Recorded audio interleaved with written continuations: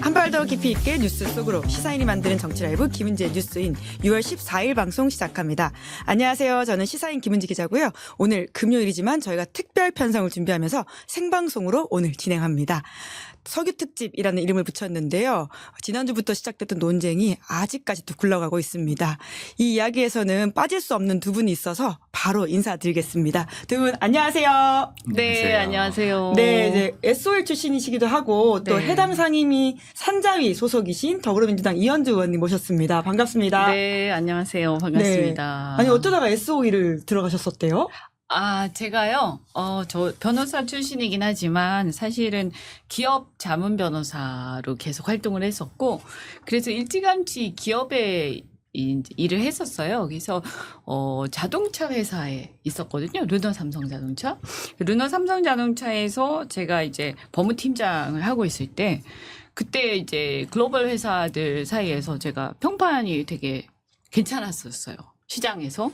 그러다가 거기서 이제 제가 그 스톡옵션 받고 잘 나가고 있을 때 SOL에서 그때 자사주와 관련해서 이제 사고가 났어요. 그래가지고 SOL에서 여러 가지 회사 구조조정하고 막 할 때 이제 새로 이제 여러 임원들을 뽑았는데 그때 이제 제가 눈에 띄었던 거죠. 아, 결국은 산업 영역에서 굉장히 발군의 역할을 하셨던 네, 그래서 이제 상황이셨네요. 제안이 들어와서 제가 상무보로 이제 그 제안을 받아서 이제 채용이 되고 발탁이 되고 네. 그래서 이제 상무로 승진을 했죠. 가서. 예. 오늘날 이 석유 이슈까지도 운명이 이어지고 있다라는 말씀을 드리면서 그래서 거기서 한 예. 2007년부터 2012년까지 있었습니다. 네, 제가 이현주 의원님한테 바로 질문을 드리다 보니까 주하은 네. 기자 소개를 좀 늦게 아, 했습니다. 네, 주 기자 네, 미안합니다. 네. 예, 저희 시사인 주하은 기자인데요. 저희 최근에는 영일만 특종 기자라고 불리고 있습니다. 주하은 기자 안녕하세요. 안녕하세요. 출세해서 유튜브까지 나오게 된 시사인 주한입니다. 네. 예, 브리핑에서 이제 출연자로 네. 예, 업그레이드 하셨습니다. 어떤 기사를 좀 특종으로 했는지도 이렇게 저희 구독자분들은 많이 아실 것 같긴 한데 클립으로 다시 보시는 분들한테는 낯서니까 알려주시겠어요? 네, 크게 두 가지인데요. 이제 우드사이드라는 영국의 최대 석유 개발 회사가 한국의 광구에서 철수하면서 더 이상 이곳이 가망이 없다라는 평가를 내렸다는 것. 그게 이제 첫 번째 썼던 기사이고요. 가장 최근에는 그 액트지오라는 이제 분석을 맡은 회사죠. 그 회사가 4년간 세금 체납 상태였다. 그리고 그 기간이 우리랑 입찰 계약을 맺은 시기와 겹쳐 있다. 이 두 가지 보도가 이제 아무래도 좀 그 대표적이었다. 기사가 주한 기자가 쓴 기사입니다. 네, 예. 제가 인용을 했었는데. 예, 아, 예, 맞습니다. 이현주 의원님도 인정하는 다시 주하은 한번 기자의 감사드립니다. 의원님 덕분에 기사가 네. 많이 팔렸거든요. 예, 그 팩트 자체 힘이 굉장하다 보니까 네, 예. 굉장히 결정적일 때. 네. 그 기사가. 예. 주한 기자가 이제 지난주에 그런 보도들을 이어가고 있고요. 그래서 이제 정부가 나서서 체납 사실을 몰랐다는 사실을 인정하면서 사과하는 이야기를 기자회견에서 밝히기도 했습니다. 네. 예. 큰 기사였다는 생각이 드는데요. 이제 그 당시 취재할 때만 하더라도 그 석유공사는 내용을 좀 잘 모르고 있었다라는 이야기도 한 바가 있죠. 네네. 사실 저희도 이거 처음 발견했을 때 차마 믿지 못해서 이건 무조건 반론을 받고 쓰자 이렇게 네. 했었는데요. 네. 소위공사에서 저희가 전혀 이제 말한 적도 없는 사이트를 이제 제시하면서 여기서 보고 쓴 것 같은데 뭐 솔직히 증거 있느냐 약간 이런 식으로 말을 하더라고요. 그때 저희는 증거를 들고 있었잖아요. 그래서 사실 약간 좀 그거 아닌데 안타깝다 이런 마음으로 좀 쓴 것도 있었습니다. 아, 굉장히 지금 또 수상소문 같은 모먼트를 이야기하고 있습니다. 주한 기자의 기사가 뭐 전국을 워낙 들었다 놨다 했기 때문에 이제 이런 이야기를 저희가 하고 있는데요. 근데 사실 네. 이 정도의 사업에 들어가는 회사가 세금을 안 냈다라고 하는 게 상상하기 좀 어려운 일이지 않습니까? 있을 수 없는 일이죠. 예. 근데 더 웃기는 거는 사실 석유공사의 해명이었어요. 그때 당시에. 그죠? 예. 그래서 뭐, 영업 계약을 체결하고 뭐 영업행위라는데 아무 문제가 없다 뭐 이런 식으로 예, 해외 법인이기 변명을 때문에 관련된 규정에는 저촉이 안 된다 이런 취지였던 것 같은데 네. 회계사의 실수로 이제 또 체납이 있었다라는 네. 이야기를 하기도 했습니다. 네. 그래서 뭐 완전 헛소리죠. 예.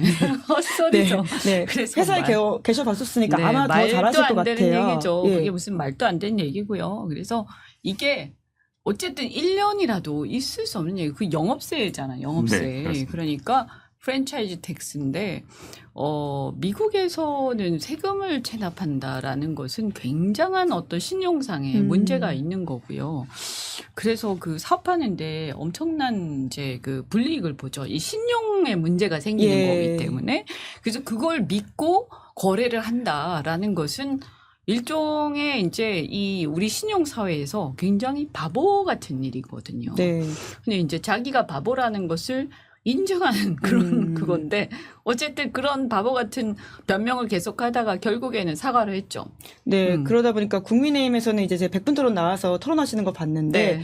과태료 안 냈다고 이혼하는 건 아니지 않느냐 이런 이야기를 이제 네. 상대편 이제 주자였던 호준석 전 대변인이 말을 하기도 하더라고요. 네. 그래서 이제 얼토당토하는 변명을 계속한 거죠. 그래서 뭐 별로 설득력이 없는 얘기였기 때문에 더 얘기할 필요가 없는 것 같아요. 그 얘기는. 주한 기자한테 그럼 좀 질문을 드리면, 그러니까 사실 이제 기자의 성실함과 꼼꼼함이 빛난 취재이긴 하지만 기자가 일주일 취재해서 나왔던 내용을 정부기관이 몰랐다라고 하는 게 조금 당황스럽다는 생각은 들거든요. 네. 어떻게 취재하셨습니까? 사실 인터넷에는 이미 기록이 남아 있었어요. 세금 체납을 일부 했다라는 이제 추정할 수 있는 기록 정도는 남아 있었는데 아까 말씀드렸던 이 석유공사 처음 반론할 때 제시했던 사이트가 그 사이트였습니다. 근데 그러고 나서 사실은 진짜 소스를 찾으려면 텍사스 국무장관실 그것도 온라인 웹페이지에 있거든요. 거기 들어가 보면 누구나 가입을 하고 찾을 수 있게 돼 있습니다. 비용은 $1 드는데요. 사실 사이트 자체가 좀 미국 사이트다 보니까 한국인에게는 조금 익숙지 않은 UI 구조를 가지고 있긴 하나. 하지만 주한 기자에게는 익숙한 구조였습니까? 하나 저도 익숙지 않아서 꽤 사실 이거를 미리 알고 있었던 거는 사실 한 이틀 되긴 했었지만 이 원본 서류를 찾는데 사실 시간이 좀 걸렸던 거거든요. 근데 결국에 이게 모든 버튼 다 클릭해보면 결국에 찾을 수 있거든요. 네. 그래서 결국에 이제 모든 버튼 클릭해보자. 결심하고 찾는데 한 2시간 정도 걸렸던 것 같아요. 네. 그 정도의 시간만 석유공사가 들였더라도 2시간만 들였으면 2시간만 들였으면 사실 이런 불상사는 막을 수 있지 않았을까 생각이 듭니다. 네, 이제 그러다 보니까 액트지오라고 하는 회사에 대한 신뢰성 그리고 이 사업을 추진하는 정부에 대한 신뢰성으로까지 사람들의 어떤 의혹이 이어지고 있다라는 생각이 많이 드는데요. 네. 예, 뿐만 아니라 이제 아브레오 이제 고문이 관련된 의혹들을 좀 해소하기 위해서 기자회견도 했었습니다. 언론 인터뷰도 했었는데 좀 어떻게 보셨어요, 이현주 의원님께서는? 그러니까 뭐 그 기자회견 이후에 오히려 주가도 폭락하고 하지 않았습니까? 그죠? 그 전에 보면 약간 관련주들이 많이 올랐다가 기자회견 후에 보니까 뭐 이렇게 탄화수소도 발견되지 않았다 하더라. 그리고 특별하게 뭐 결국에는 시추해봐야 안다더라. 그러니까 결국 뭐 특별하게 확실한 건 없는 거네? 그러면 이런 게 이제 밝혀지면서 사람들이 이제 들떴던 마음들이 이제 좀 차분하게 가라앉은 거죠. 그래서 이 기자회견의 이제 결과는 보면 확실한 건 없다. 한마디로 이렇게 정리가 된 거죠.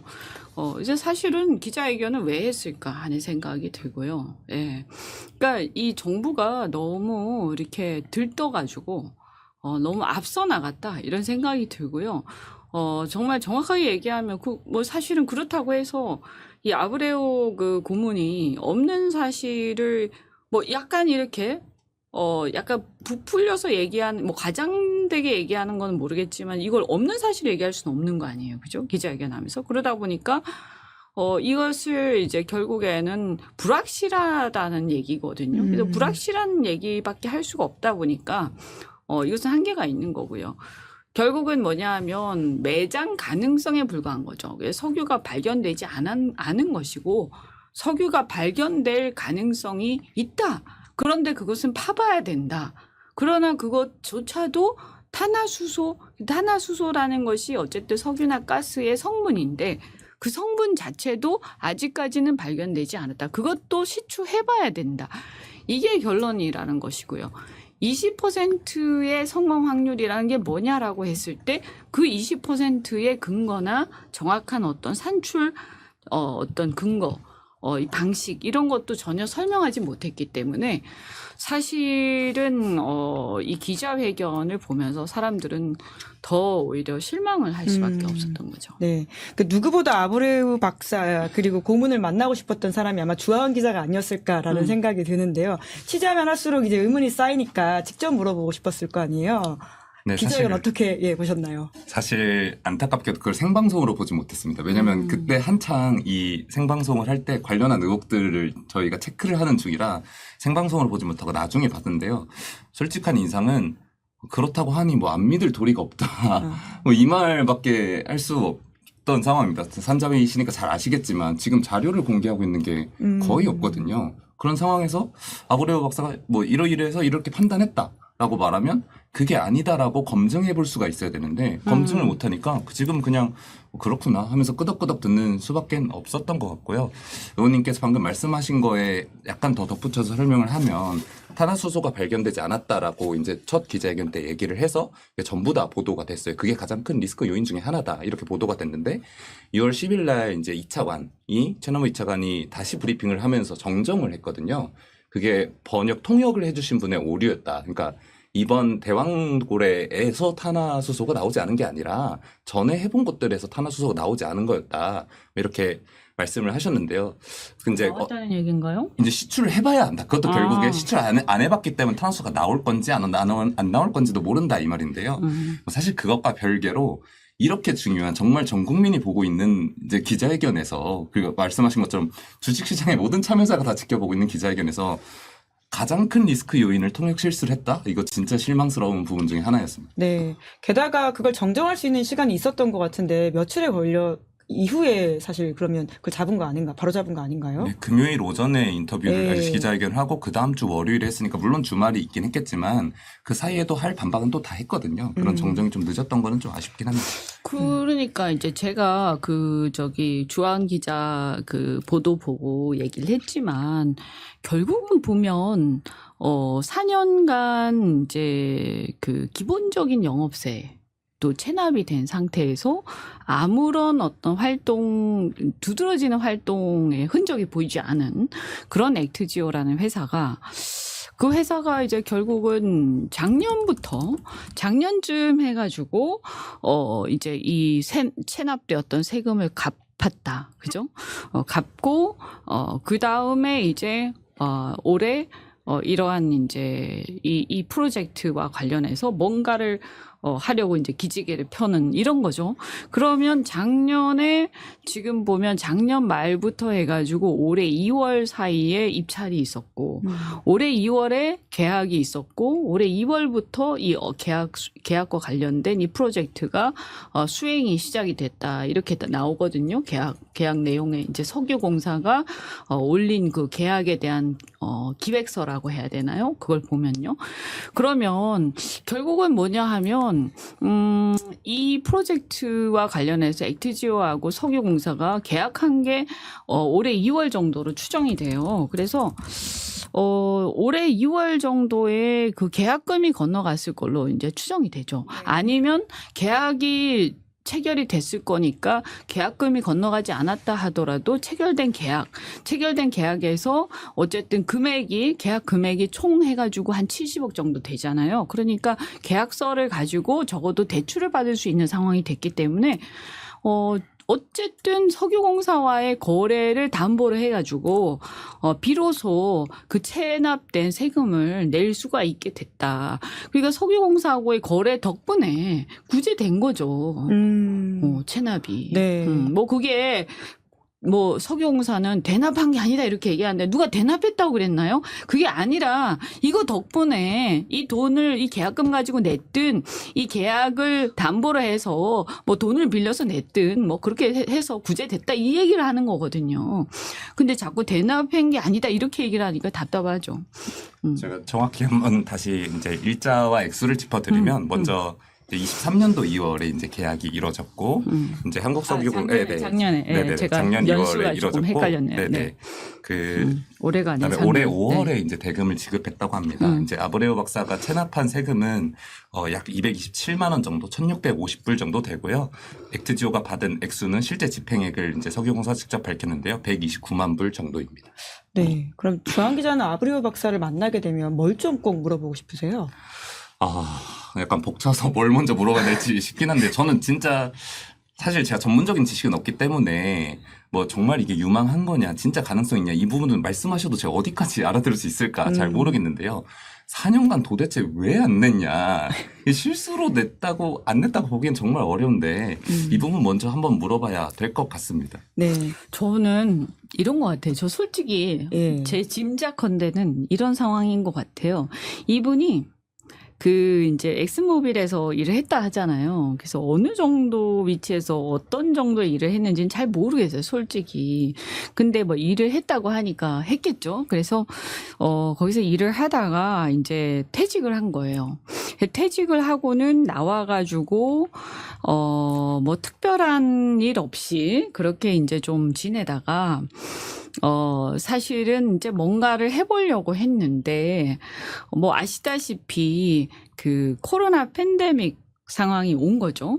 이제 코로나 팬데믹 상황이 오면서 석유 시장이 굉장히 안 좋아졌어요. 왜냐하면 뭐 이게 이 유동성, 그러니까 사람들이 잘 이동을 안 하잖아요. 그죠? 코로나 시대에는 이동을 잘 안 하니까 비행기도 잘 안 뜨고 자동차도 잘 안 다니고 이랬기 때문에 석유 시장 자체가 굉장히 불황이었거든요. 그런데다가 또 이제 셰일가스 혁명이 있었기 때문에 석유 가격이 굉장히 안 좋아졌단 말이에요. 그래서 이 시장이 안 좋아지다 보니까 그래서 뭘 해보려고 액트지오 같은 거를 만들었다가 잘 안 되고 이러니까 이게 사실상 그냥 개점 휴업 상태로 그냥 있었다. 그래서 세금도 채 못 내고 그냥 그럭저럭 하다가 그냥 거의 개점 휴업 상태로 체납 상태로 이렇게 팽개쳐져 있었는데 그러다가 이제 거의 포기 그냥 뭐 말하자면 방치된 상태로 있지 않았을까. 그런데 어느 날 이렇게 몇 개 보도를 보면 석유공사 측에서 찾아왔다고 그런 보도가 있더라고요. 그래서 뭐 사실이겠죠. 보도가 몇 개 있는 걸 보면. 그래서 석유공사 측에서 찾아온 거죠. 아브레오 고문한테. 그래서 이런 게 있는데 이거 어떠냐 이러니까 이분이 첫눈에 알아봤다 이렇게 나오잖아요. 그러니까 여기에 입찰 참가하겠느냐 하니까 뭐 하겠느냐라기보다는 입찰 참가를 권유를 했겠죠. 그러니까 이제 석유공사가 아마도 제가 볼 때는 좀 만만한 사람을 찾고 있었던 게 아닌가 하는 짐작이 좀 되고 그래서 자기들이 조금 만만하게 같이 이렇게 좀 설득해가지고 자기들 원하는 대로 좀 이렇게 유도할 수 있는 퇴직한 이렇게 뭐라고 해야 되나 에이전트라고 해야 되나요? 좀 나쁘게 얘기한 브로커라고 해야 되나요? 아니면 뭐 컨설턴트라고 해야 되나 어쨌든 1인 회사 내지는 퇴직한 뭐 좀 전문가 뭐 이런 사람을 좀 찾고 있었던 것 같고 그래서 그 사람이 이제 말하자면 석유공사 눈에 들어왔던 거고 그렇게 해서 석유공사하고 이렇게 얘기가 돼서 참여가 권유가 됐다 그런 거 아닐까. 네. 네. 산자위가 열리면 관련해서 이제 그런 이야기들을 좀 꼬치꼬치 캐물어 주시면 좋겠다라는 생각이 드는데요. 그러니까 석유공사 이야기를 하셨으니까 사실 이 액트지오라는 회사보다는 결국 주어가 많은 국민들이 궁금해하시는 게 석유공사가 왜 이렇게 선택을 했을까라는 부분인데요. 그렇죠. 그래서 예. 그 말씀을 제가 좀 제 생각을 말씀드리자면 왜 석유공사가 이렇게 했을까 하고 생각을 해봤는데 마침 이제 직전에 작년이죠. 그죠. 우드사이드가 철수를 한 거예요. 그 기사를 썼습니다. 네. 주한 기자가.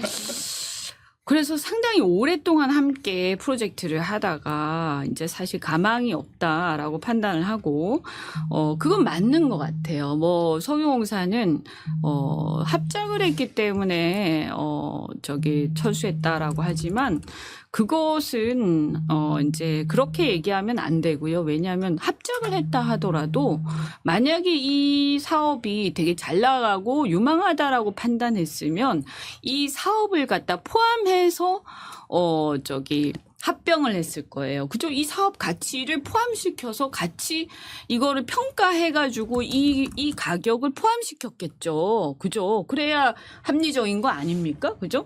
그런데 이거를 빼고 합병을 했다라는 것은 이게 가치가 없다라고 판단했으니까 이걸 빼고 합병을 했지 바보가 아닌 이상은 이게 가치가 있으면 이 가격을 평가해서 이걸 쳤을 거란 말이죠. 당연히. 근데 이걸 빼고 했단 말이에요. 그러면 여기에 대해서 평가를 자신들은 가치가 별로 없다라고 평가를 한 거죠. 그래서 어쨌든 이걸 빼고 합병을 한 거예요. 근데 이게 가망이 별로 없다라고 평가를 하고 어쨌든 이렇게 해서 철수를 했는데 그러고 나서 보니까 이제 석유공사 입장에서 난감해진 거죠. 같이 하고 있었는데 이 프로젝트가 갑자기 무산될 위기에 처한 거예요. 그러면 석유공사 입장에서는 자본 잠식 상태인데 그러면 이제 혼자 해야 되는 거예요. 아니면 새로운 파트너를 찾던가. 아니면 이 프로젝트를 중단해야 되는 엎어야 거죠. 된다. 네. 예. 그러면 석유공사는 이 프로젝트를 중단하고 싶지 않았겠죠. 왜냐하면 석유공사 입장에서 사실 우리가 이제 이 포스트 오일 시대라고 해가지고 이 석유 개발 사업이라는 게 앞으로 계속 하기가 그리 만만치가 않아요. 네네. 그런데 석유공사 입장에서는 이걸 그냥 놔두면 자기들의 존속 문제가 계속 테이블 위에 올라오는 거예요. 석유공사 계속 놔둘 거야?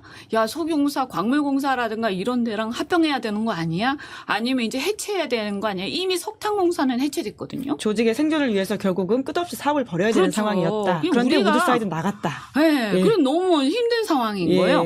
그러니까 그런 상황 속에서 지금 뭔가 파트너 찾는데 파트너 안 찾아지지. 더군다나 우드사이드가 가망 없다고 나가버렸으니까. 그렇잖아요. 네. 그래가지고 이제 그러면 혼자 해야 되는데 혼자 하려면 자본 잠식 상태니까 출자를 받아야 되잖아요. 그럼 출자를 어떻게 받을 거야? 그러면 돈이 없는데 그러면 뭔가 국면 전환을 해야 되는 거지. 누굴 찾아가지고 그래서 이게 이제, 사업성이 높다 예. 이런 말을 받아내야 되는데 예. 그러니까 이제 이분을 찾아가지고 새로운 유망 구조 7군데를 새로 찾았다. 뭐 이런 뭐가 필요한 거지. 그래서 저는 여기서 이제 그러면 관건은 뭐냐? 진짜 새로운 구조를 찾은 것인지 아니면 없는데 과장된 것인지. 그렇죠. 예. 지금 이게 문제인 거죠. 예. 근데 제가 볼 때는 두 가지가 있어요. 이게 이제 거짓일 수도 있고 거짓이거나 과장된 것일 수도 있고 아니면 진짜 유망 구조가 있는 것일 수도 있어요. 근데 진짜 유망 구조가 실은 있는 거라고 하더라도 저는 그것도 문제인 것 같아요. 그 이야기는 조금 네. 이따가 해보고 우드사이드 이야기를 조금 더 하면 좋을 것 같은데요. 그 우드사이드 관련해가지고는 사실 이제 왜 나갔냐라는 부분에 있어서의 석유공사 해명이 있긴 한데 그 부분도 주한 기자가 취재했던 내용이지 않습니까? 네, 사실 우드사이드가 자기네들도 주주에게 어떤 사업을 벌일 거면 설명을 해야 하거든요. 맞아요. 설명하는 사업 보고서가 저희가 보도했던 내용인데 거기서는 가망이 없다 이렇게 말을 하고 있고요. 그게 적어도 공식적인 입장입니다. 그리고 의원님께서 방금 말씀하신 것처럼 자기가 사업을 합병할 때 자기 몸값을 키워야 되는데 자기 몸값을 키울 수 있는 걸 버린다는 건 사실상 좀 말이 안 상식적으로 맞지 되죠. 않고요. 이번 방송 제가 직전에 사실 그 사업 보고서에 보면 한국과 함께 이제 우드사이드가 버린 광구들이 있어요. 탈출한 광구들이 있는데 세 가지입니다. 캐나다, 미얀마, 트리니다드, 토바고 이 세 가지거든요. 그러면 한국에 대해서는 정보가 잘 없으니까 이 광구들에서는 도대체 왜 철수를 했느냐 공식적인 입장들을 좀 봤는데요. 일단 미얀마는 간단합니다. 이제 군부가 쿠데타를 일으켰기 때문에 이제 인권 이슈 때문에 이제 거기서 철수를 했고요. 캐나다의 경우에는 단기적인 주주 이익에 도움이 안 된다라고 말을 했는데요. 여기 같은 경우에는 쉐브론, 이제 세계적인 석유 회사죠. 쉐브론이랑 50대 50으로 지분으로 들어가 있었어요. 근데 우드사이드가 빠져나가면서 쉐브론도 여기를 버렸습니다. 그 말인즉슨 합병이 결정적인 이유는 아니었다 이 말이고요. 마지막으로 트리니다드 토바고 같은 경우에는 이제 거기 우드사이드의 공식 발언을 한 거에 따르면 심해 프로젝트라 비용이 너무 많이 드는데 이거에 비해서는 개발에 중대한 챌린지, 즉 어려움이 있다. 이런 식으로 말을 했습니다. 결국 한국을 제외한 다른 사례들을 가지고 유비추리를 해봤을 때 한국도 이 정도의 어려움이 있었기 때문에 철수한 게 아닌가 이렇게 추리를 하고 있습니다. 네, 그러니까 우드사이드의 판단과 그런데 지금 이제 액트지오의 판단에 있어서 좀 차이가 있다 보니까 많은 국민들이 특히나 이제 사업적인 규모, 그 회사의 규모를 생각해 보면 저기서 저렇게 이야기했는데 지금 이렇게 하는 게 과연 믿을 수 있느냐 뭐 이런 이야기인 것 같은데요. 근데 그러려면 결국 자료를 좀 내놔야 되는데 자료가 없다 보니까 거기에 대한 공방이 결국은 아브레오 박사가 어떻다라는 식의 이야기에 좀 머물러 있는 게 답답한 지점도 좀 있는 것 같습니다. 석유공사는 근데 왜 이렇게 갑자기 자료를 좀 비공개로 바꿨다고 보세요? 그러니까 이제 어차피 이제 영업 비밀이다 이런 얘기도 하는데요. 검증을 했다고 얘기는 하지만 아브레오 그 고문이 검증한 보고서를 다시 또 검증을 전문가들한테 맡겨서 했다고 하잖아요. 그런데 그 검증한 전문가들조차도 알고 보니까 그 보도를 보니까 아브레오 고문과 논문 공저자라고 하더라고요. 그러니까 네, 이해관계가 있는 사람들이라 이 검증은 저는 이거 신뢰할 수 없다 이렇게 보이고요. 사실은 그것을 가지고 이게 뭐 검증이 있었다라고 하기는 좀 어려울 것 같고요. 그래서 결국에는 지금 뭐가 그러면 검증이 필요하냐라고 했을 때 그러면 7개의 유망 구조를 새로이 찾았다라는 게 진짜 맞냐 이거예요. 왜냐하면 제가 볼 때는 결국 우드사이드가 했던 거를 그 자료를 가지고 재분석한 거에 불과해 보이거든요. 왜냐하면 이분이 다시 탐사를 한 게 아니라 그냥 우드사이드가 한 자료를 석유공사로부터 받아서 그것을 재분석한 거란 말이죠. 근데 거기서 어떻게 새로운 결과를 도출해냈을까? 이게 궁금한 거잖아요. 그래서 특별한 어떤 기법이 없는 이상은 거의 유사한 결과가 나올 수밖에 없는데 이상하게 유망 구조가 새롭게 도출됐다라고 하니까 그게 좀 이상하다라는 게 하나고 그 다음에 그 전에 우드사이드하고 할 때는 석유공사가 그 보도에 보면요. 성공 확률이 10%라고 돼 있거든요. 그 전에 보도를 보면요. 그러면 여기서 성공 확률이라는 건 뭐냐 하면 상업적 성공 확률이 아니고요. 석유가 발견될 확률이 10%라는 거예요. 그런데 이 아브레오 고문은 뭐라고 했냐면 성공 확률이 20%라고 했어요. 이것도 역시 똑같은 석유가 발견될 확률 20%예요. 근데 왜 갑자기 어쨌든 10%에서 20% 2배로 뛰었어요. 그래서 제가 볼 때는 이것은 아무런 의미가 없는 그냥 대충 해서 얘기하는 거긴 한 것 같아요. 하지만 그렇다 하더라도 이것을 20%로 2배로 뛰는 것은 아주 터무니없는 얘기거든요.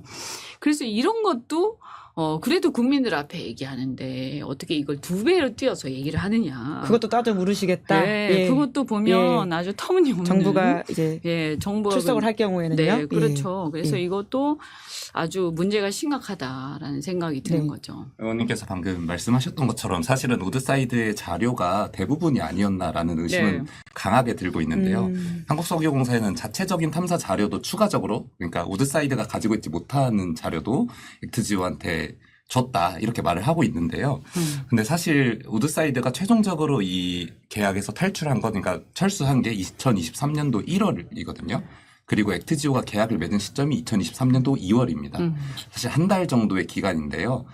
그 기간 동안 물론 자료를 전혀 모으지 못했다고 확신하는 건 아니지만 과연 15년간 이 탐사 사업을 벌여온 우드사이드가 확보하지 못했던 그런 자료가 과연 있었을까? 약간 의구심이 드는 부분도 있고요. 또 다른 것은 왜 우드사이드는 철수했는가에 대한 석유공사의 대답이 정확하고 깊이 있는 분석을 우드사이드가 하지 못했다.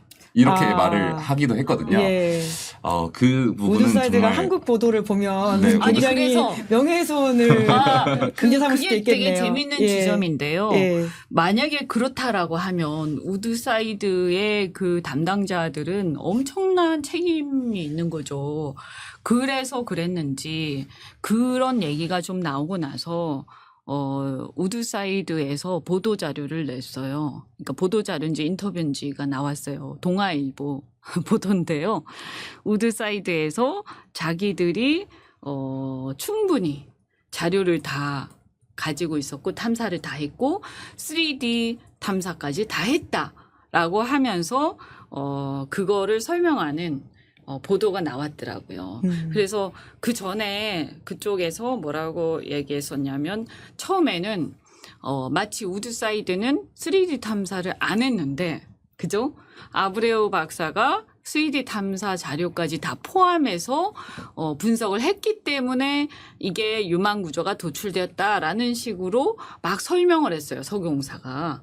그래서 마치 그 사이에 3D 탐사 기법이 안 나왔는데 그것을 적용했기 때문에 3D 탐사 기법을 적용을 하다 보니까 그 전에 발견 못했던 유망 구조를 발견했다라고 막 설명을 했단 말이에요.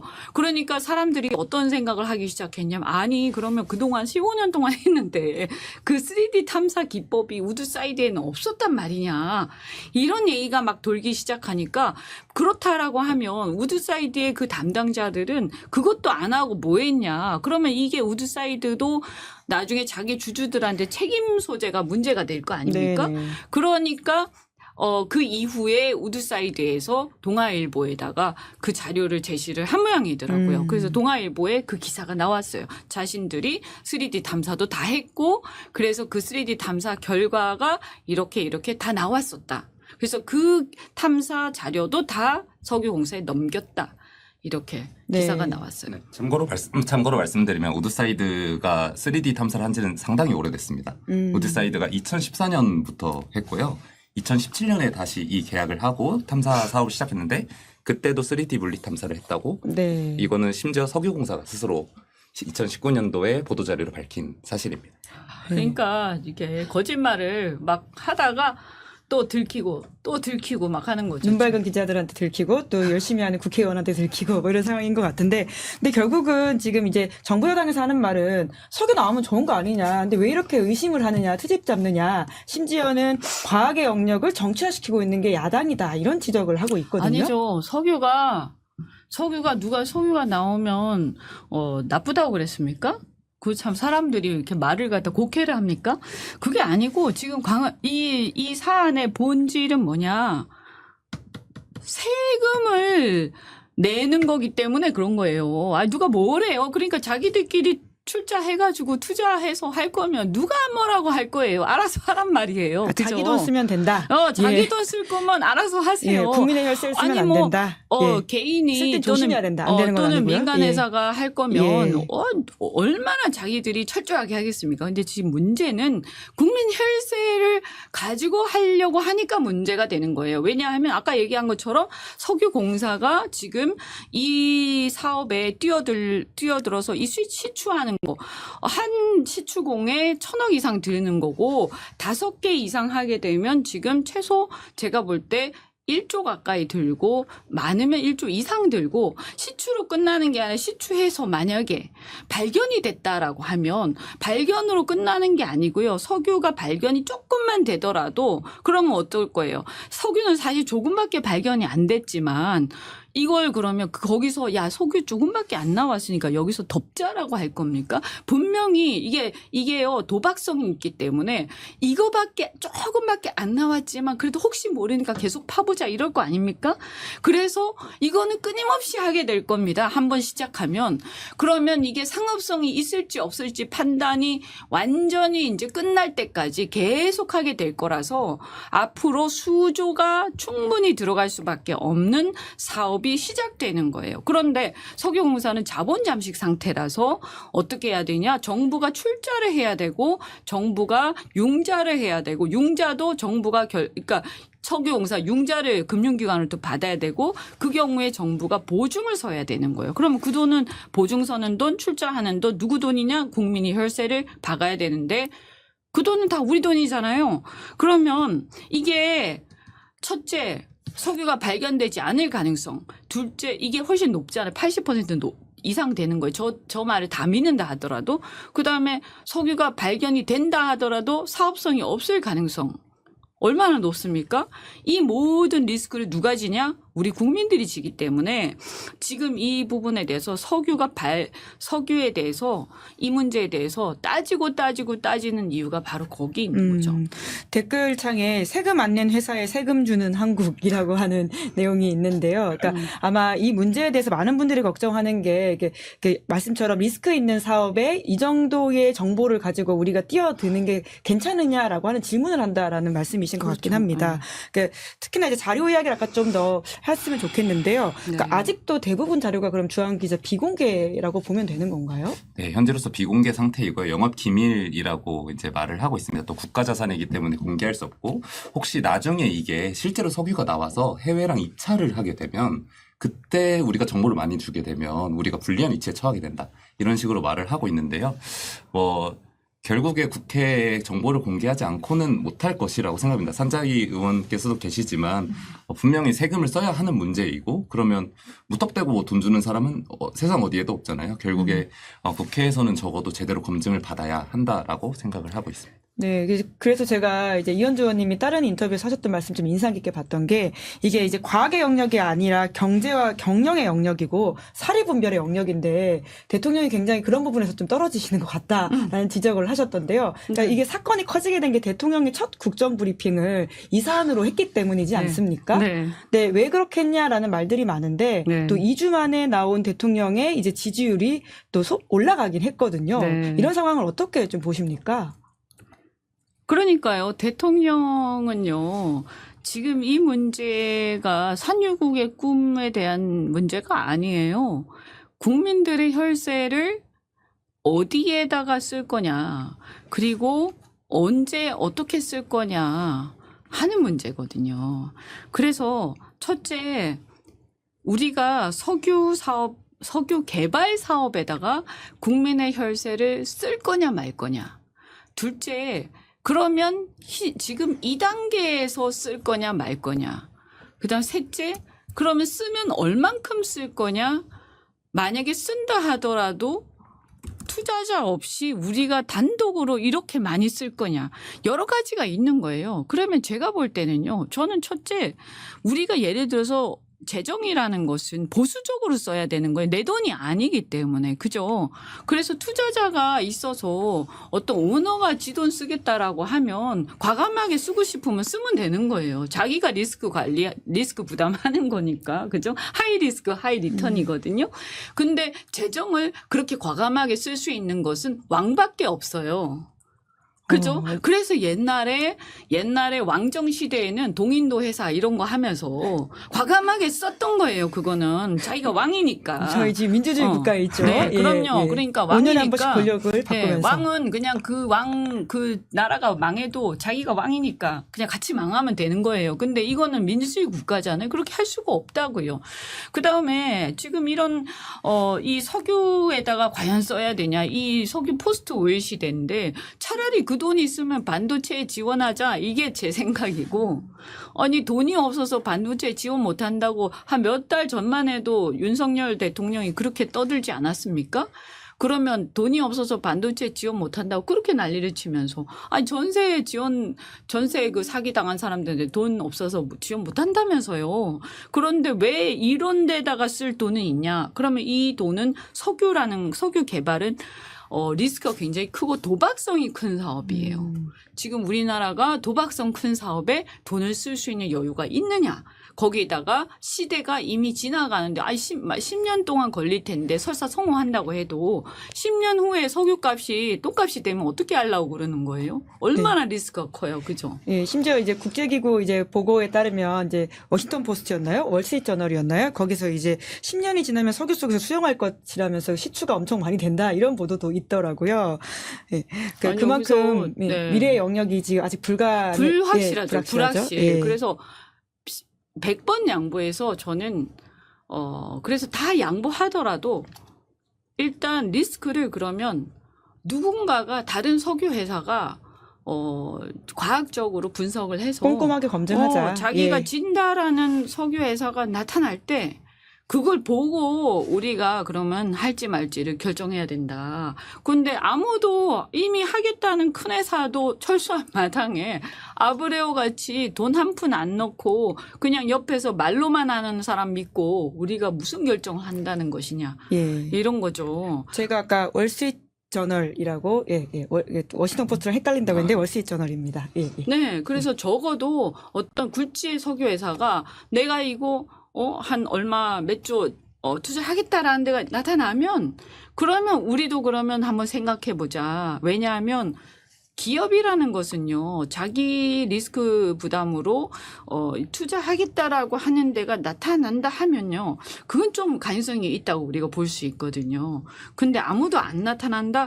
그건 좀 이상한 거예요, 그거는. 우리가 그거는 봐야 되거든요. 그리고 석유 어디 안 가잖아요. 우리 앞마당에 있어요. 그런데 이렇게 어려운 상황에서 왜 지금 이렇게 서두르냐. 그죠? 도박성 있는 사업이다 이렇게 말씀하셨죠. 그래서 지금 당장 안 해도 이 석유가 어디 달아나는 게 아니니까 제가 볼 때는 윤 대통령이 안 해도 꼭 해야 되면 다음 대통령이 할 수 있어요. 예, 그러니까 조금 머리를 식히고 진짜 정해야 차분해져라. 되면, 네, 예. 정해야 되면 머리 좀 식혔다가 국민적 신뢰를 좀 더 잘 받는 다음 대통령이 해도 된다라고 저는 생각합니다. 네. 이제 네. 그러다 보니까 이제 오늘 나온 이제 한국갤럽 조사에서도 국민들이 좀 신뢰가 부족한 것이 드러났죠. 네, 오늘 발표된 한국갤럽 조사인데요. 6월 11일부터 13일까지 실시된 조사입니다. 동해 석유가스 매장 가능성 발표를 신뢰하느냐 이 질문에 대해서 60%가 신뢰하지 않는다라고 말했고요. 28%만이 신뢰한다라고 밝혔습니다. 네, 대통령이 직접 브리핑한 사안이고 정부가 이렇게 적극적으로 나서고 있는데도 이렇게 여론이 따라가지 못하는 이유는 뭐라고 보세요? 저는 국민들이 이제는 그 70년대의 오일 쇼크 시대의 국민들하고 많이 달라졌다. 일단 가장 큰 이유가. 그죠? 그래서, 석유가 이 시대 에너지의 다가 아니다라는 것을 이미 알고 있고, 그 다음에 두 번째는, 우리가 다 알잖아요. 중동과 남미와 그 산유국들이 우리보다 더 잘 살고 있지 않잖아요.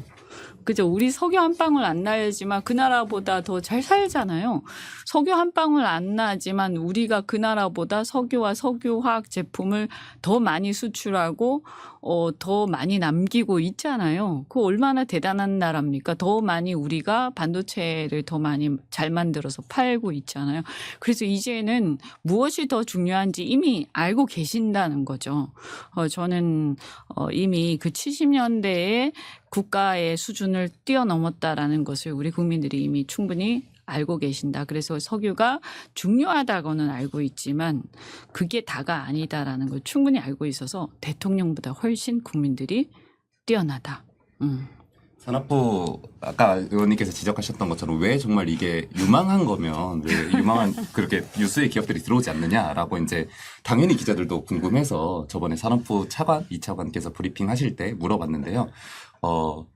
많이 입질이 오고 있다 이렇게 말을 했지만 어떤 기업이냐라고 물어보니까 그거는 입찰 지금 계약 과정이기 때문에 이제 서로 이제 협상 과정이기 때문에 공개할 수 없다. 네. 다만 이제 분명히 오고 있다. 뭐 이런 네. 식으로 말씀을 하시긴 그럼 했습니다. 오고 난 다음에 발표를 했어도 되지 않았을까라는 글쎄 생각도 좀 말이에요. 드는데요. 네. 굉장히 필요 없는 갈등을 만들어내고 있다라는 생각도 들고요. 너무 급했어요. 예. 그리고 괜히 이렇게 해가지고 우리가 너무 오히려 협상하는데도 더 저는 협상력에서 더 마이너스였다.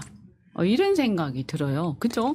우리의 너무 패를 빨리 보여줬다. 그러니까 이 말씀이시네요. 진짜 그 입지라는 기업이 있었다라고 하면 괜히 이렇게 난리를 치므로써 우리가 더 아쉬운 느낌을 주지 않겠습니까? 그래서 우리 협상력이 떨어지죠. 우리가 별로 아쉽지 않게 보여야 그죠? 협상하는데 더 유리하지 않겠습니까? 그러니까 이런 어리석은 행태를 왜 보였을까? 저는 이런 느낌이 들어요. 그래서 이 실은 석유공사의 존속과 일부 그 관련자들의 노후 대책에 너무 집착한 게 아니냐. 예, 그런 생각이 좀 들어요. 그래서 배보다 배꼽에 너무 관심이 컸다. 조직의 전망에 훨씬 더 큰 이제 네, 관심이 있었던 그럼요. 석유공사의 오판으로 보인다. 그거하고 윤석열 대통령의 정치적 의도 예. 이런 것들이 결합되면서 이제 배가 산으로 가버린 그래서 석유 자체에 대한 것보다도 배가 산으로 가버린 그런 부분이 좀 있었던 것 같아요. 그게 네. 이제 이명박 대통령 때 4대강 사업하고 유사하다. 4대강 사업이 처음에 내세운 것은 무슨 물 자원의 어떤 여러 가지 관리 이런 예. 거였지만 실제 그런 것도 없지는 않았겠죠. 그런 의도가 일부 있었겠지만 주된 것은 제가 볼 때는 오히려 건설 사업자들의 어떤 이해관계와 그다음에 수자원공사의 조직보의 논리, 조직의 예. 어떤 조직 논리, 예. 존속 논리 이런 게 더 앞서가다 보니까 이게 배보다 배꼽이 커지면서 결국에는 이 배가 산으로 간 그래서 엄청난 국부가 쓸데없이 낭비된 그런 결과가 아니었을까. 만약에 그것을 지금 제가 이 동해 유전에 대해서 얘기한 것처럼 차분하게 하나하나 따지면서 갔더라면 아마 하더라도 100번 양보해서 했다 하더라도 이렇게 갔을 거예요. 그게 뭐가 급하냐? 천천히 가면 되지. 만약에 100번 양보해서 그 물관리 시스템을 구축해 간다 하더라도 꼭 필요하면 영산강 정도부터 조금 하면 되지 않았을까 하면서 시범 사업 정도 시작했겠죠. 그죠? 그래서 하다가 아니면 말았겠죠. 그래서 문제가 있다 하더라도 영산강 정도에서 그치지 않았을까요? 그죠? 이 난리가 났겠어요? 그러니까 그 정도 하는 게 맞는 거예요, 사실은. 한다 하더라도. 네. 그리고 그게 정치적으로 이렇게 커졌을까요? 그죠? 그러니까 이것도 마찬가지인 거예요. 그냥 할 수 있는 조그맣게 하면서 다른 사업자들, 투자자들 오는지 보고 그들이 어떤 조건을 제시하는지 보고 우리 영일만이 어디 가는 거 아니니까 이렇게 보면서 그저 차분하게 그냥 보면 될 걸 갖다가 난리를 치면서 네. 그러니까 그런 행정부의 어떤 그런 조직 논리는 항상 좀 입법부가 경제해줘야 된다라는 맞아요. 생각이 네. 드는데요. 그래서 이제 연말에 예산도 이제 시급하게 편성해야 된다라는 이야기가 나오고 있는데 그걸 또 더 절대 안 따져본다라는 됩니다. 말씀이신 네, 거죠? 아주 단호하게 예. 절대 안 된다. 절대 예. 안 됩니다. 그러니까 이런 건 단호하게 해야 돼요. 단호하게. 마음 약해지면 안 되고요. 저는 이게 배가 산으로 가서는 안 된다. 그리고 기왕 석유공사도요. 무슨 우리나라가 저는 이런 생각이 들어요. 석유 개발 사업이라는 것은요. 1950년대에서 60년대, 70년대 요때 그리고 세계 대전 직후에 그 세계 열강들이 앞다투어서 그 어떤 저개발국 그러니까 제3세계의 자원을 일종의 수탈하던 우리 좀 나쁘게 얘기해서 그런 일종의 그런 제국주의식의 어떤 그런 그 자원 개발 그 툴들이었죠. 그런 어떤 개발 사업들이었어요. 그러면서 상당히 이제 합작을 통해서 하기도 하고. 그래서 이게 하나의 제국주의적 개발 방식이에요. 그죠? 그렇기 때문에 이건 굉장한 규모의 경제를 통해서만 가능했죠. 그래서 이 석유 개발 회사들은 규모가 엄청나게 크고 막강한 자본력이 전제가 되는 거예요. 그래서 여러분 아시다시피 쉐브론도 그렇고 엑슨모빌도 그렇고 미국과 영국을 비롯해서 어마어마하게 규모가 큰 영국, 미국계 회사들만 주로 대부분이 하고요. 있다 하더라도 대부분 브라질이라든가 이런 남미 쪽 이런 데가 대부분이에요. 그것도 다 미국의 자본을 받아서 해왔던 회사들이거든요. 그러면 이 회사들은 오랜 기간의 노하우가 축적돼 있는 회사들이에요. 그리고 엄청난 자본력이 축적돼 있고요. 근데 우리나라는 이런 석유 개발이나 이런 광물 개발에 경험과 노하우가 없습니다. 이게 유일하게 후발주자 중에서 이런 데 뛰어들어서 나름 하고 있는 유일한 회사들은 어디가 있냐면 중국입니다. 근데 중국은 공산당의 자본력과 그 조직이 있기 때문에 그나마 가능한 거잖아요. 그러면 우리나라가 이렇게 작은 자본력과 우리가 공산당의 어떤 국가적인 그 어떤 서포트가 있는 것도 아닌데 과연 지금 이제 뛰어들어서 초기 진입 비용을 다 들여서 네. 할 수 있냐 이거예요. 절대 안 된다. 지금 안 마음 돼요. 약해지면 안 된다. 안 이야기를 돼. 해주신 건데. 지금 예. 그 노하우도 없이 뛰어들어서 자본력 우리가 밀어붙여서 우리가 밀어줄 수 있는 그런 어떤 그 각오가 돼 있습니까? 하고 싶어도 할 수 있는 현실적인 역량이 안 돼요. 그건 우리 냉정하게 봐야 돼요. 예. 그래서 이제 언론과 정치권의 역할이 중요한 건데요. 주하원 기자는 이제 계속 관련된 취재를 이어가고 있는 거죠? 네, 맞습니다. 예. 사실 이 질문을 종종 받기도 하는데 이제 앞으로 후속 취재 뭐 할 거냐.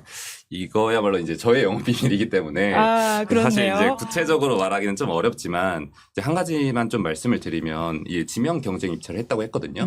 지명 경쟁 입찰할 때는 입찰 과정에서 우리의 평가 기준이 뭔지 각 입찰 참가자들에게 공지, 그러니까 열람 가능하게 해야 되는 부분이 있습니다. 그럼 그 기준을 보면 우리가 액트지오를 왜 선정했는지를 분명히 알 수 있거든요. MBC에서 보도한 거 보면 나머지 3개, 그러니까 총 3개 업체가 입찰했는데 액트지오 말고 2개 회사는 엄청나게 규모가 큰 회사였다라고 했어요. 근데 그 2개를 떨어뜨리면서까지 액트지오를 뽑은 평가 기준이 도대체 무엇이냐?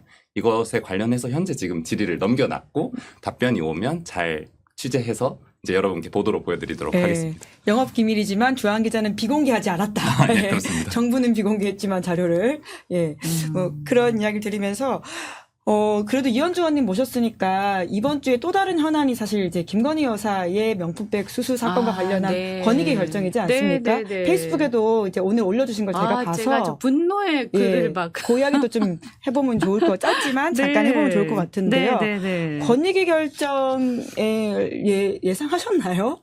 예상 못했죠. 그걸 예상한 사람이 누가 있었을까요? 그냥 계속 세워라 가거라 미루지 않을까라고 그 정도 이제 짐작은 했지만 설마 하니 이렇게 해외 순방 나간 사이에 그죠? 이렇게 마치 날치기 하듯이 날치기 하듯이 정말 창피하게. 저는 권익위가 너무 창피할 것 같아요. 예. 이때까지 권익위 하면 김영란법으로 상징되는 기관이잖아요. 부패 방지 기관이죠. 그죠. 전 딱 듣는 순간 뭐가 생각이 났냐면 기억나시죠? 캔커피. 그 김영란법 하면 선생님들한테 이제 그렇게 했다가 문제가 됐던 적도 있었죠. 김영란법이 통과될 때 다들 굉장히 신선하면서도 한편으로는 되게 두려웠잖아요. 언젠가 저렇게까지 까다롭게 하면 특히 공직자들은요. 나도 혹시 부패 사범으로 몰릴 수도 있기 때문에 정말 조심해야겠다. 왜냐하면 굉장히 까다롭거든요. 3만 원, 5만 원, 그죠? 그래서 다들 굉장히 조심하면서 캔커피 하나도, 그 다음에 학부모들이 주는 또는 이제 아이들이 주는 선물 하나도, 그래서 아무것도 안 받았단 말이에요. 그러면서 그때 어떤 게 있었냐면 그 자영업자들, 그 외식업 사장님들이 이렇게 하면 우리 다 망한다. 너무 낮다. 막 그러면서 막 머리띠 두르고 막 데모하고 올라와 상경해가지고 그 다음에 농축산인들, 농민들, 어민들이 이렇게 하면 추석 때 뭐 선물 줄 수가 선물 이렇게 싸게 하면 누가 사과 한 상자에 3만 원 다 넘고 5만 원 다 넘는데 어떻게 하냐 막 이러면서 막 상경해서 투쟁하고 했잖아요. 근데 지금 와서 생각하면 다 어리석은 거였어. 왜 싸우고 난리가 났지? 왜 그때 논쟁하고 난리 났었지? 도대체 우리는 바보들이었나? 막 이런 생각 안 듭니까? 너무 억울하잖아요. 그 사람들 뭐였지? 도대체 이 여사는 300만 원짜리 팬드백도 명품백도 끄덕도 없는데 사람들은 왜 그까진 걸 가지고 그렇게 막 삿대질하면서 서로 싸웠을까? 그리고 막 울고 물고 그래서 그 수많은 사람들이 공직자들이 처벌받고 불이익당하고 사표 쓰고 망신 당하고 그죠? 퇴직하고 했잖아요. 그래서 저는 그걸 썼어요. 권익위는 말이지 이때까지 자기들이 결정을 해가지고 파면시키고 망신 주고 그동안 피눈물 흘리게 했던 사람들 전부 다 원상복귀 시켜라. 앞선 사례도 바로 잡아야 된다. 이 기준에 원상복귀 따르면. 시켜라. 예. 그 사람들 얼마나 억울하겠냐. 아니 이것도 뭐 하는 것들이야. 얼마나 억울하겠냐. 그리고 석고대죄라 나와가지고 국민들 앞에서 그러면서 우리가 무슨 낯짝으로 김영란법을 얘기를 하겠습니까. 국민 여러분 죄송합니다. 김영란법 앞으로 무효 처리하겠습니다. 라고 얘기해라. 그래야 되는 거 아닙니까? 그죠? 그리고 김영란 나와서 얘기해라. 입장 발표해라. 김영란 전 대법관도 입장을 이야기해야 될 사안이다. 얘기해야지. 김영란 씨 나와서 입장 발표하세요. 그리고 그때 그 같이 통과시켰던 국민의힘 의원들하고 그 누구죠? 김용태 의원. 나 다 기억해요. 그때 국민의힘 의원들이 제가 그때요. 이거 너무 심한 거야. 너무 까다로운 거 아니에요. 그렇게 되면 농어민들하고 사장님들 식당 사장님들 다 힘들 텐데 그럴 때 그분들이 뭐라 했냐 이까짓 거 나라가 부패하지 않으려면 이런 거 다 그거 다 부패한 사람들이에요. 그런 거 못 참는다고 하는 사람들 그렇게 얘기했단 말이에요. 그분들이 그러니까 그 사람들 나와서 입장 발표하세요라고 제가 썼거든요. 김영란 씨 나와서 입장을 발표하세요. 이 문제에 대해서 저는 입장 발표하셔야 될 것 같아요. 김영란 씨. 그때 국민의힘 분들 아니셨나요? 그때? 이거 하셨던 분들 그때 박근혜 정권 때 아니었나요? 결과적으로는 뭐 여야가 같이 이제 법을 통과시켰던 그렇지만, 모양새이긴 물론 한데요. 그렇죠. 예, 네. 그 이제 보수정부 시절이었죠. 그렇죠. 그러면서 그때 물론 야당도 같이 했죠. 그런데 저는 이게 지금 특검 물론 우리 당이 지금 특검 얘기하고 있죠. 그건 이제 우리 정치적인 얘기고요. 그 이전에 평범한 국민들은요 분노가 치밀어 오르는 가장 큰 이유가 바로 그런 것들 때문이거든요. 김영란 씨가 그때 했던 얘기랑 이런 게 전부 다 완전히 사기였어. 이런 거지. 우리만 다 당했어. 우리만 바보 같은 우리들이었어. 전부 다 우리만 다 당하고 우리만 상경해서 투쟁하다가 전부 다 얻어 터지고 우리만 국민권익위원회에서 그 망신 당하고 직장에서 잘리고 그 공직자들 다 모였어요. 그래서 국민권익위원회는 이거요 정말 원상복귀 시켜야 돼요. 그 사람들한테 네. 죄송하다고 얘기하고 그렇지 않아요? 최재형 목사가 이제 가방을 건넨 사람인데 그분이 이제 그래서 이번 권익위 결정을 보고 오히려 김건희 특검법이 필요하다라는 걸 더 국민들이 많이 아실 거다라는 이야기를 하던데요. 근데 결국은 국회 문턱을 넘어가려면 대통령 거부권 행사를 예정한다면 8표가 더 필요하지 않습니까? 통과될 수 있을 거라고 보세요? 안 되겠죠. 아니 뭐 국민의힘에 대해서 지금 뭐 무슨 기대를 하겠어요. 지금 보면 저는 큰 기대 안 해요. 그래서 사실. 한동훈 전 비대위원장이 당권을 잡게 될 경우에는 변화가 있을 수도 있다는 예측을 하시는 분들이 종종 있던데요. 어떻게 보십니까? 저는 뭐 한 3석에서 5석 정도? 떠오르는 분들이 계신가요? 좀 그래도 입장을 이제 다르게 하실. 네, 뭐 한 3석에서 5석 정도는 변화가 있을 수 있는데 8석까지 과연 되겠냐 이런 생각이 들고 그게 되려면요 오히려 이게 역설적인 얘기긴 한데 그렇게 되려면 오히려 여당이 분열돼야 되거든요. 근데 지금 여당이 너무 똘똘 뭉쳐 있잖아요. 한동훈 전 비대위원장이 당대표가 되면 조금 바뀔 수 있다라는 예측도 있던데요. 좀 분열이라고 하긴 그렇지만 상대적으로 좀 다른 기조. 네. 오히려 저는 다른 분이 좀 되면 분열이 그런가요? 예. 한동훈보다 지금 누구 나온다고 그랬죠? 아직 이제 네. 출마 선언하신 분들은 아무도 없긴 한데요. 예, 그러니까 지금 당권 주자로 물망에 오르는 것은 한동훈 전 비대위원장, 나경원 의원, 안철수 의원 그리고 윤상현 의원 이런 분들이고요. 유승민 전 의원도 이름이 오르내리고 있습니다. 뭐 예를 들면 나경원, 안철수, 유승민 이런 분들이 되면 모르겠는데 한동훈 아닌 위원장, 것 같다. 예. 아닌 것 같은데. 왜 그렇게 보세요? 윤석열 대통령 거리가 멀어졌다라는 말도 꽤 있지 그거는 않습니까? 이제 둘이는 사이가 나쁘죠. 그런데 생각은 뭐 그다지 특별히 다를 게 없을 것 같아요. 네, 어차피 검사 투잖아요. 그죠? 네. 예, 예. 그래서 뭐 예. 큰 틀에서 그런 점에서 뭐 크게 기대할 게 있을까? 뭐 무슨 개혁적이라든가 이런 건 아니지 않겠습니까? 네. 근데 어쨌든 이 문제가 저는 말씀드리고 싶은 게 이 문제는 김건희 특검이라든가 정권의 어떤 존속의 문제라든가 그런 문제로 끝나는 문제가 아니에요. 더 근본적으로 우리 국민들의 입장에서는 나는 뭐냐, 우리는 뭐냐의 문제인 거예요. 그래서 그렇게 집중을 해야 되는 거예요. 김건희의 특검이라든가 이런 것은 이제 우리 야당의 입장에서는 그것은 이제 여사에 집중돼 있는 문제 또는 우리 권력투쟁과 조금 더 밀접하게 집중돼 있는 문제고요. 사실 그 이전에 일종의 이제 시중의 대중들은 내가 당했던 거하고 연결이 되는 거죠. 저 사람은 뭐지? 나는 이렇게 됐는데 공정하지 않다. 예. 그 공정과 상식 네가 생각해도 우습지 않냐? 이런 거지. 응? 네 업보가 너는 그 업보를 정말 다 감당할 수 있을 것 같냐? 이런 생각이 들 거라는 거예요. 그게 당을 떠나서. 예. 댓글창에 이현주 화이팅 최고위 가자 이런 게 있습니다. 전당대회가 다가오고 있다 보니까 또 이제 잘 활약해 주시는 것에 대해서 이제 지도부가 되셔가지고 역할을 해줬으면 좋겠다는 바람을 담아가지고 써주신 것 같은데요. 이런 응원에 대해서는 어떻게 생각하십니까? 전당대회가 얼마 안 남았나요? 8월로 아직 날짜가 나오진 않았는데요. 네. 민주당도 이제 전당대회가 있긴 하죠. 네. 갑자기. 예, 댓글창에 응원이 네. 있습니다. 네. 예. 네, 이제 슬슬 시간이 거의 다 끝나가는 상황이어가지고요. 이제 두 분의 좀 마무리 멘트를 들어보면 될 것 같은데, 이현주 의원님, 주한 기자, 누가 먼저 좀 마무리 말씀을 해주시겠습니까? 주한 기자 제가 먼저 먼저 할까요? 예.